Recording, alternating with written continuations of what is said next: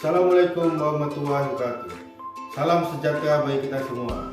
Perkenalkan, saya M. Nazir, peserta PLDP 3 bidang akuntansi keuangan angkatan ke-15 dari unit usaha Bukit Cermin PT Perkebunan Nusantara 6. Pada sesi ini, saya akan menjelaskan tentang modul manajemen bisnis. PT Perkebunan Nusantara bergerak di bidang perkebunan.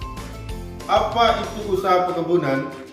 Usaha perkebunan adalah usaha yang meliputi kebun dan pabrik yang bekerja sesuai dengan sistem yang baku sehingga membentuk komunitas dan berintegrasi dengan lingkungan sekitar. Fungsi perkebunan ada 3. Yang pertama, fungsi ekonomi sebagai peningkatan kemakmuran dan kesejahteraan rakyat dan juga penguatan struktur ekonomi daerah nasional. 2. Fungsi ekologi, yaitu sebagai pelestarian lingkungan, penyediaan udara yang bersih, dan juga sebagai peningkatan konservasi tanah dan air.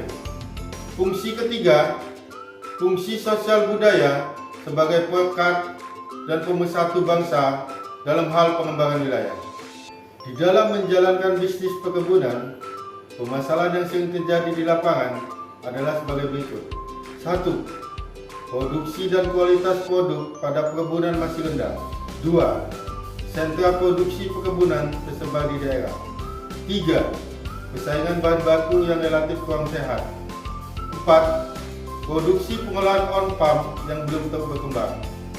5. Adanya ekonomi biaya tinggi dikarenakan pajak dan berbagai pungutan. 6. Kualitas dan komitmen SDM perkebunan relatif masih rendah. 7. Tekanan isu-isu global baik lingkungan, keamanan, pangan, dan lainnya. Salah satu cara mengurangi permasalahan yaitu dengan cara sistem perencanaan, pengendalian manajemen.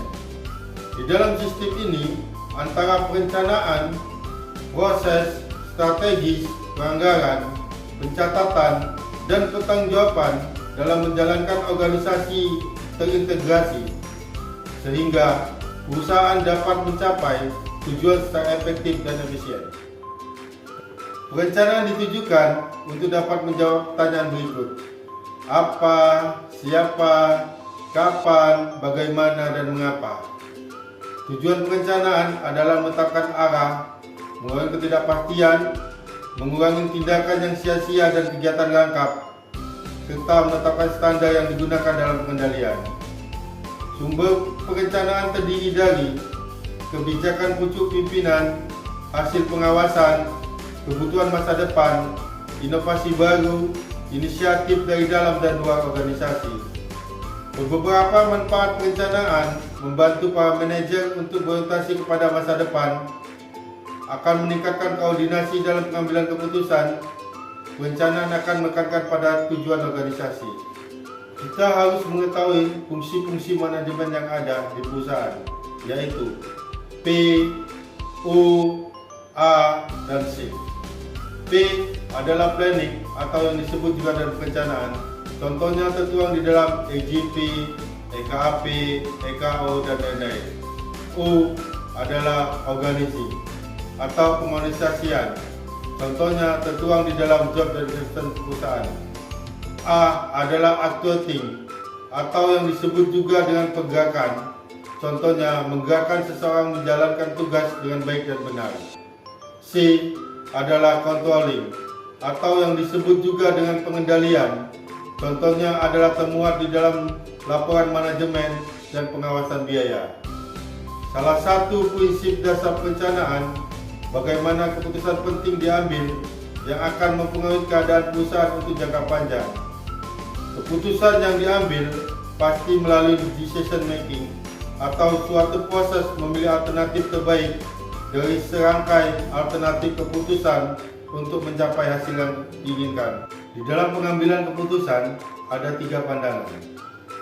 1. Keputusan diambil bersifat logis dan konsisten serta memaksimalkan nilai-nilai dalam batasan-batasan spesifik. 2. Pengambilan keputusan rasional dengan model yang disederhanakan, dengan mengeluarkan esensi dari masalah tanpa menangkap semua kompleksitasnya. 3. Membuat keputusan berdasarkan pengalaman, perasaan, dan akumulasi pertimbangan. Biasanya, sebelum adanya keputusan yang tepat, kita dihadapkan pada suatu masalah di mana kita dapat memecahkan permasalahan tersebut. Berikut langkah-langkah yang harus dilakukan sebelum mengambil keputusan, yaitu: pertama, mendefinisikan masalah adalah dengan cara mengidentifikasikan, menetapkan prioritas, dan merumuskan. Kedua, analisis penyebab permasalahan adalah identifikasi, analisis, dan identifikasi akar penyebab masalah sesungguhnya. Ketiga, solusi adalah cara mengembangkan alternatif solusi dan memilih solusi terbaik. Terakhir, rencana tindakan adalah rencana untuk merealisasikan solusi yang dipilih. Demikianlah paparan dari modul manajemen bisnis ini saya sampaikan. Apabila ada kesalahan dalam penyampaian, mohon dimaafkan. Wabillahi taufiq wal hidayah. Wassalamualaikum warahmatullahi wabarakatuh.